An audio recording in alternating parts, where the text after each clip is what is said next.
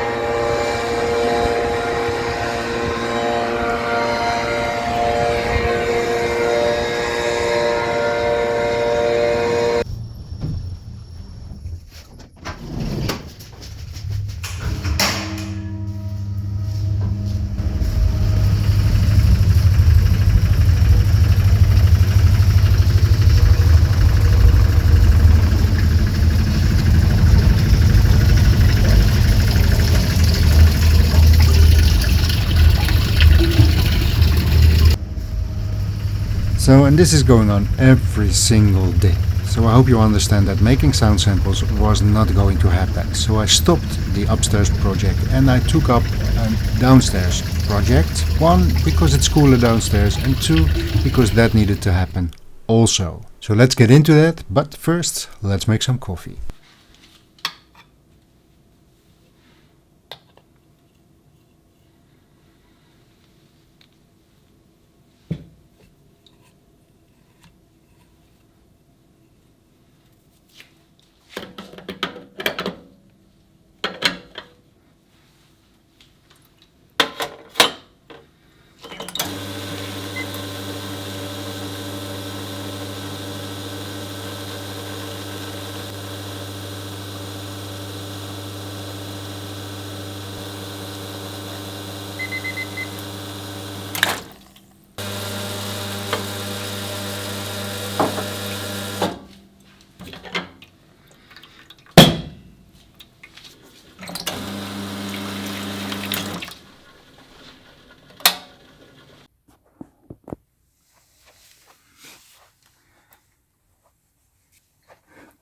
Okay, so the downstairs project is about all this equipment that I have in this big rack, and that has all the components that are not part of my upstairs main system.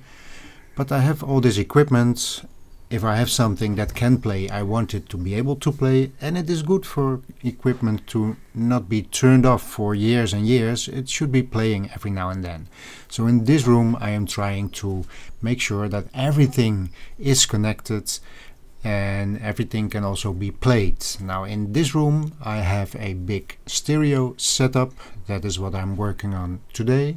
I have a full surround sound setup for digital, meaning DVD, Blu-ray. I have a full surround sound setup for analog, meaning Laserdisc, VHS. And I have a complete headphone setup with multiple headphone amplifiers and headphones. But today is about this rack, and the first step was to get it off of its place so I can get behind it to install everything, do some cable management, and well, let me show you. So welcome to the music room. This is a very small room, and that is why I'm using my phone to record this, because this has a wide option, and normally I could not give you the whole LP rack in one view. But because of the problems upstairs, so upstairs I wanted to try all kind of experiments, but there's too much noise coming from outside. Yesterday they nicked the water pipe, so we had no water. Electricity went down one time, so not the ideal situation to try and do all those experiments. So I thought, well, I have the SACD player out of the system now, so I want to go over. Let me zoom in a little bit. This rack that I have here, that you If you are following the channel, you already know about this rack. There's a lot of stuff in here, but the main thing is I have the Linn and the two Linns over here that I'm going to stack on top of each other over there. That gives me room for the SA/CD player over here where the Linns are now, and I have a blue sound over here that is going to be on top of the SA/CD player. And then I'm going to maybe rearrange the rest of the rack. I'm not sure yet. Maybe get another CD player out and put it on top of the SA/CD player. I'm not sure yet, but that is what I'm going to do. And this is what it looks like on the rear. These are the acoustic panels that I put there a long time ago that I'm very happy with. It looks nice and it does the job well. And over here in the corner you can see some cable management. Over there there's two cables. These go to the rear loudspeakers for the surround sound setup. That is the surround sound receiver. And normally over here is my screen, which is upstairs now. And I have the two Linn speakers over there. There's the center speaker. So the speaker cable goes from there through this tube over there, through this tube, and then it goes up to the surround sounds. So let's make a little bit of room here and I will show you the rear of this whole stack. So over here you see the two power distributors, and I picked up these because I can turn on and off every single outlet that I want. So only the equipment that is playing is getting power. So over here we have the Linn power amp, the blue sound on top of it. Over here we have the preamp, another Linn power amp, and I'm trying to use the shortest cables that I have. And then let me get up. Then we have the Nakamichi, where's my finger, CD player, cassette deck. This is a timer that is not connected. Here we have the quad set and some of the stuff that needs to be sold or repaired. Okay, let me show you some of the cable management that I have. So over here, a bit wider, over here you can see there is a power cable over there going through this thing, and then here we have 1, 2, 3 power cables, and they will join the other one, and then it gets more and more, and so it gets guided until it's over there. And over here I have used some of these Velcro straps. So here we have the CD player outlet, the tape deck outlet. They are guided over here, and then they will go to the preamp when it's there. So here is the whole stack put on top of each other. Now these are very close on top of each other. I am going to increase the distance with the help of some feet. Let me show you. So this is the underside of the preamp, and they have the feet on this part, not on this part. I just need to get enough of them, some sort of footers that I will be placing over here and over here, something like that, and create a little bit more distance, especially between the power amps.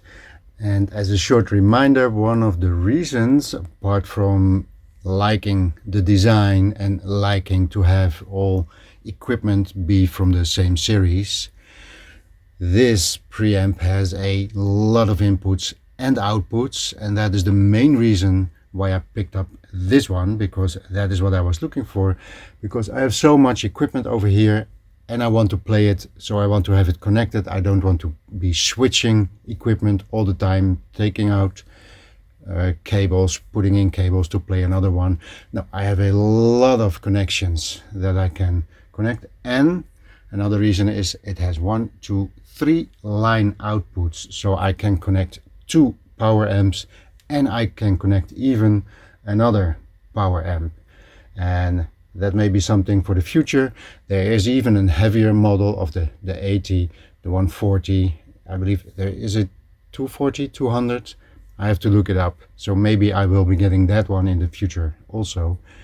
So that is the main reason why I wanted to start making a complete Linn setup. I have the loudspeakers, I'm looking for the Linn speaker cables, but those are very expensive even on the second-hand market. There's Linn interconnects, the black series I believe, the cheap ones, and the silver series, the more expensive ones, and they are still available, but they are rarely on the second-hand market and they are asking big prices for them still. But I have time. One day this will be a complete Linn setup, but today I have to connect them back again and push everything back into the corner again. Now, one of the few problems that I have with these amplifiers is that they only accept these BFA connectors. These are not too popular, and every speaker cable that I want needs to have these on, or bare wire, so I can put some of these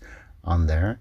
But as you can see, there is this pin in the middle, and that is why you can't put a normal banana plug on there. Loose wire screwing in is not an option at all, so BFA it is.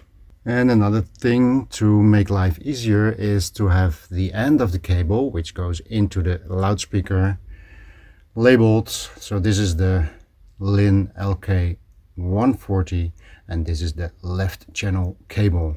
Okay, and another thing that I'm doing here, and here you have the loudspeaker cables. I don't want to have them hanging straight down because there's a lot of power cables over there. So what I did is I placed a little cable holder over here. So from there they go straight to the loudspeakers, but they are pulled back. You can see they are pulled back so they don't interfere too much with any power cords that will hang here. Now of course this will be shorter when I push everything back, but this is just for the video to show you how I did this. Okay, so we are making progress, and I made some changes that I did not anticipate before. I decided to put in the Denon RS2 in the system also. Over there is the Blue Sound node. Everything now is connected via XLR, via RCA analog, so there's nobody yet connected to the DA converter. But as you can see, a lot of these pieces of equipment have the power cable on the right side, and that means I can guide all my cables on the right side and have the longer interlinks run on the left side. Also, what I tried is to have all these cables such a length that they don't sag all the way down. And of course I have a lot of cables that I picked up throughout the years that I can use for that. So we have some shorter cables over here. These cables are just the correct length. These coming from the Blue Sound are the correct length. I may find something that is even a little bit shorter. I didn't find that so easily. I had this plateau from another setup where the Denon frips and the blue sound are now on. I want to paint that black, I think, but we're making progress. Down here I have the power amp on the bottom connector and all the sources on the top connector, and I'm not done yet. Everything, the turntable, other CD player still needs to be connected, but this is going well.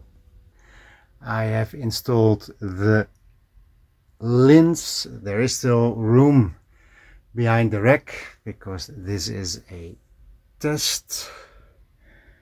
Let's just see. So this is for the preamp, this is for the power amp, this is for the streamer, and we have the SA CD player. So as you can see, all the sources plus the preamp are on top and the power is below. I can put on the LEDs, giving it a little bit more light. Let's see if this thing will turn on, if I did it right. There we go.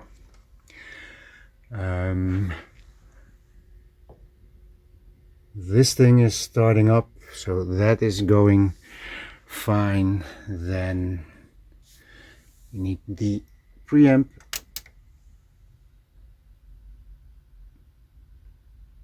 Did I make a mistake? That is maybe the wrong. Let me have a look. Should be this one. Okay, let me do some troubleshooting. Okay, so the preamp is working. It scared me a little bit there, but I got some of the power cables confused. It was the one from the Denon frips, which is now also on. So now is in play. The blue sound is on, the DA converter is on, SA CD player is on, preamp is on, power amp is on, and all the things that I don't need yet are still off. So let's see if we can play some music.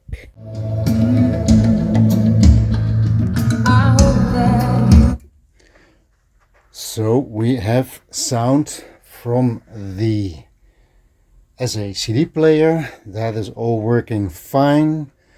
I have to reprogram the preamp because it's now set to only show certain inputs instead of all of them. I have to find out how that worked, and then everything is connected, and then I can start playing everything. Still need to connect the turntable, the other CD player, and the extra Stax headphone amplifier. Oh, and of course this reel-to-reel. So as you can see, there is a lot of things that I want to connect. Long live the wonderful Linn preamp, and even if that is not enough, I have a switch box that I can put in where I have one output and I can put 5 pieces of equipment on there. So in total I can connect 14 pieces of equipment to this one preamp. And for this room downstairs here, the music room, that is absolutely what I wanted. So I did find out how to rename all the inputs. You have 10 inputs and you can give it, this is AU from auxiliary, which is today the blue sound, and over here you can see focus. Yeah, so you can give every input one of these names. You cannot make your own name, unfortunately, so a DA converter was not a thing at that time, but I now have 2 times a CD player, aux for the blue sound. I have DT, normally dot, but I use it for the Denon frips DA converter, and I have phono. And I just found out something else.